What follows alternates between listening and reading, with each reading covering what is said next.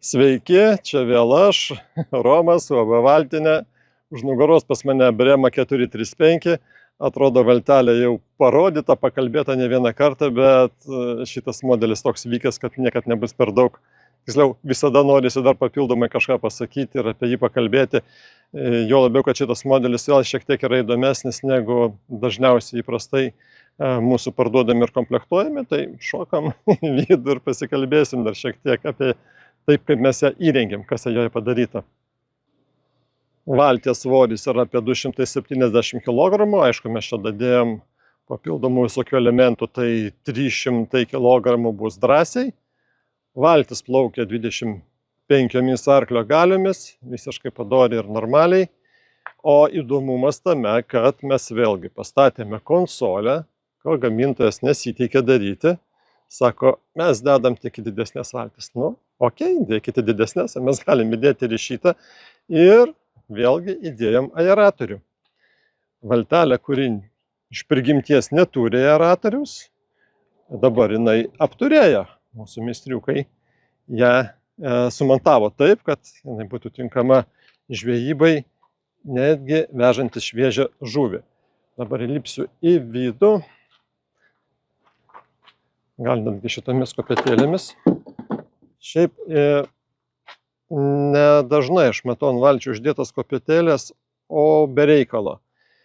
Tai nėra kažkokia pramoga, arba netgi ne vien pramoga, kas iš tiesų tai yra patogu, jeigu mes ten žvejojam ar nežvejojam, pramogaujam. Tai yra ir patogumas pasimaudžius įlipti į valtį, bet čia yra ir saugumo elementas, saugumo sumetimais. Jeigu mes netyčia atsidurtume už borto, o Bremos bortas yra gana aukštas, apie 70 cm, ir įlipti į tą valtį tikriausiai ne visada taip paprasta, jeigu nebūtų kopėtėlių. O aš pasinaudosiu šiuo metu įlipti į valtį ir parodyti viduj, kas čia yra. O viduj yra, taip, pradėkime nuo pirmos dėžutės. Pirmoje dėžutėje gyvena 2 akumuliatoriai ličio, gyvena 2 įkrovikliai su saugikliais. 80 amperų saugiklis skirtas Garminui varikliui. 40 amperų saugiklis skirtas akumuliatoriui, kuris užmaitina echolotą.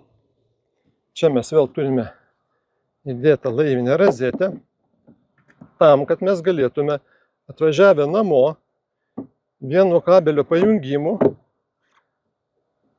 į tinklą užmaitinti visus akumuliatorius, kad jie krautųsi. Na, gal ne visus, bet bent jau šitos ličio baterijos, kurios darbinės mūsų yra motorui, echolotui, tai mes galim užmaitinti. Dabar žiūrim čia. Aha, čia mes turime kabelį įdėtą, tai gyvo žuvies. Tai vat būtent šitas kabelis yra. Tas skirtas yra šitai rozetei, štai šitai. O čia įprastas tinklas 220. Taip, o echolotas, atsiprašau, aeratorius yra sumontuotas mūsų servise, su visais latakėliais, su vandens nutekėjimais, suformuota, pastatytas spyruoklė, kad dangtelis laikytųsi. Iš gamyklos ateina, mes jau pasiprašom, kad mum atvestų, čia eina grindimis, komunikacijos, vandens padavimas, išleidimas, o persipylimo vamzdis tenais yra padaryta išorę, reiškia, į lauką perteklinis vanduo išteka. Tai, sakykime, tikrai neprasčiau negu gamykliniai versijai pas mus padaryta meistrų yra. Šita šoninė dėžutė, kaip buvo, taip ir liko standartinė. Čia galima kažką pasidėti iš mantos.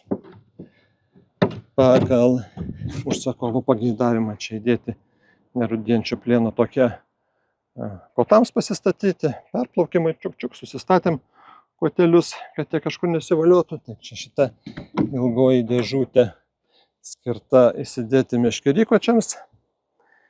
Greičiausiai čia tilps meškerykočiai, kurie dalinasi per pusę. Kas čia dar? Lentynėlė mūsų padaryta, kadangi ta lentynėlė užsipildo kabeliais ir komunikacijom, tai dar padarom vieną lentynėlę, pasidėti žmogui, kad būtų jam patogu kažkokias smulkmenas pasidėti. Lentynėlė konsolės. Čia yra Bremos naujos versijos konsolė. kaip kažkada minėjau, galima užsakyti ir senos versijos, kada jinai bus siauresnė. Šita konsolė yra platesnė. Perjungsim kamerą. O taip, va, geriau matysis. Jo, čia yra platesnė. Ir tiesiog vairininkas jau yra irgi truputėlį atitrauktas į šoną nuo šoninio borto. Taip, atsistosim, pasižiūrėsim. Matote, ne, konsolė yra čia jos centras, o vairininkas truputėlį yra pastumtas į kairę.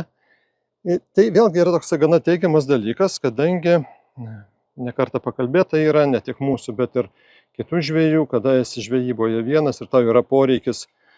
Ta prasme poreikis. Tu nori, kad valtis stovėtų stabiliai, lygiai, nepasvyrusi į šoną.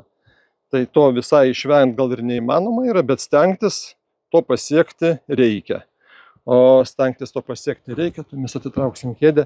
Matot, kaip gauna, yra toks, kaip čia pasakyti, ne visai gamyklinis sprendimas. Mes pastatom kėdę, tada gaunasi, kad šitas dangtelis yra uždarytas kėde. Mes negalim atidaryti, bet kėdė turi galimybę ir pagal aukštį pasireguliuoti, ir pasireguliuoti pirmin atgal. Tai aš atsisėdu ant tos kėdės, kamerą, atsisėdu ant tos kėdės, turiu šią rankeną, į priekį pasistumiau, kita rankena yra, sėdynėlę pasikėliau, ir dabar mes galime atsidaryti štai šitą dėžutę. Va taip, mūsų daiktų dėžė atsidaro. Ten mes randame automatinę kūro pompą, atsiprašau, vandens pompą. Išleidimą matome aeratoriaus siurblius. Ir pasižiūrėkite, mūsų meistrai paskutiniu metu daro taip, kadangi akumuliatorius yra ir kūro bakas pastumtas iš šitą pusę, priešingą pusę negu sėdi vairuotojas. Vėlgi mes čia kalbame apie valties balansą. Ir prie to akumuliatoriaus nėra patogu prieiti su įkrovikliu. Štai tokia jungtelė, išveda Andersoną, jeigu mes norėsime ten kartą metuose ar 2 kartus per metus pasikrauti papildomai starterinį akumuliatorių. Tai, bet patogumas smulkmena, bet maloni. Pasižiūrėkim, kur tas paslėptas mūsų štai, kur jisai paslėptas akumuliatorius starterio. Gaiminį sauso tipo, kad nesitiliuskuotų nieko. Čia yra 25 litrų kuro bakas. Pastatytas užpylimas, kad būtų patogu dėžutėj prieiti. Štai toks sprendimas su galinės dėžės išnaudojimu. Valtis turi navigacinės šviesas, galinė priekyje žalia raudona, galinės tą stovėjimo, bet ten įsistato toksai kotelis. Štai čia yra pajungtos visos ir kabeliai, ir kuro žarnos. Tai tiek. Turbūt, kad čia labai išsiplėsti negalima. Taip, echolotas irgi pastatytas garminas. Mes jį galim šiandien pasireguliuoti taip, kad mes jį galėtume išsinešti iš šono štai taip. Pažiūrėsim iš toliau, kaip čia atrodo. Toks patogumas yra. Kol kas klientas LiveScope neužsisakė, sakė, aš dar pasitreniruosiu su paprasto echoloto perspektyvoje. Pasistatysim matyti ir LiveScope. Tai LiveScope čia irgi yra palikta vietos, štai šitoj vietoj, šalia valdymo rankenos. Taip pat pasiprašė įsidėti porą meškerių laikiklių čionai ir čionai, su perspektyva pavelkiauti. Jie meškerių laikikliai yra išimami, kad netrukdytų, jeigu jie nereikalingi. Visos daiktų dėžutės yra užrakinamos, turi raktus. Yamaha tachometras, motovalandos, temperatūra, kas čia dar 25-ukas kojos pakėlimo kampo nerodo, bet turim statistikai. Garminas čia pafiksuotas, kad jisai nepabėgtų, nepafiksuotas, reikia pafiksuoti. Mes metame, kad rytoj šito laivelio pridavimas. Dar įdomus momentas.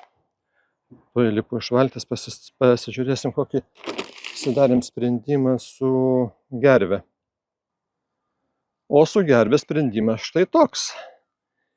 Jau ir iš savos patirties, ir iš atsiliepimų žinome, kad tos tipo laivinės gervės nepatinka žmonėm tiek savo galingumu, tiek greičiu. Tai pastatėm tokio tipo gervę su specialia virve, ne trosas, o virvutė, kad būtų nerūdytų niekas. O štai čia gyvena Akumuliatorius skirtas šitai gerviai. Gervė yra su nuotoliniu valdymo pulteliu, taip pat yra ir mechaniniai jungikliai nuleidinėti. Ir tenais dar yra masės išjungėjas įdėtas. Vienu žodžiu, kultūringai ten padaryta. Padarytas štai toks įvadas, uždara sandari dėžutė.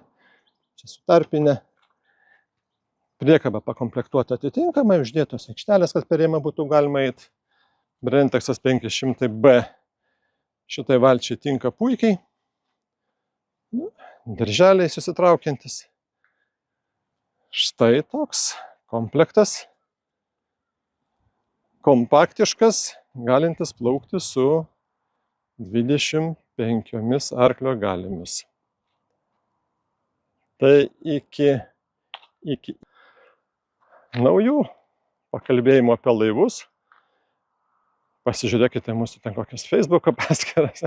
Madinga sakyti, pasižiūrėkite ten YouTube'ai, užsiprenumeruokite. Tai va, tai mes negaila pakalbėti, kad tik jums būtų naudinga. Visiems geros dienos. Viso.